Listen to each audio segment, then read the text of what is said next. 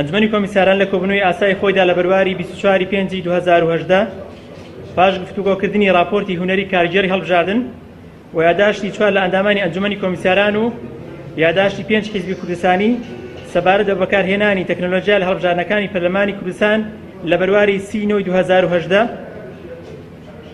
ئەنجومەنی کۆمیساران لە پێناوی بەرژەوەندی گشتیدا بە کۆی دەنگ بڕیاریدا لە ئێستادا دەستبەرداری بەکارهێنانی تەکنۆلۆژیای هەژمارکردنی ئەلکترۆنی دەنگدان بێت بۆ هەڵبژاردننی پەرلەمانی کوردستان لە 30 2018 هەروەها ئەنجومەنی کۆمیساران هەموو شێوازێکی تازە دەگرێتە بەر بۆ ڕێگەریکردن لە ساختەکاری لە کاتی ئەنجامدانی هەژمارکردن و جیاکردنەوەی دەنگەکان بە شێوەی دەستی قاوەرەکان لە ڕۆژی یەکشەمە لە 27 مانگ دەست بە تۆمارکردنیان دەکرێت و ڕوونکردنەوەی زیاتر لەلایەن بەرپرسی فەرمانگەی پەیوەندی و ڕاگەیاندن دەدرێت لە پرێس کۆنفرانسێکدا ڕوونکردنەوەی زیاتر دەدرێت لەسەر باشەوە دووە لە داهاتوودا ئێمە تەبعاً کۆبوونەوەی تایبەتمان دەبێت سەر پەسەرکردنی ڕێکارەکان لەسەر هەموو ئەو کەم و کوڕیانەی کە لەسەر شێوازی هەژمارکردن و جیاکردنەوە بە شێوەی دەست هەیە تەمەن کۆمەڵی کەم و کوڕی زۆری تێدا ئەمە بەخۆمان ئاگادارین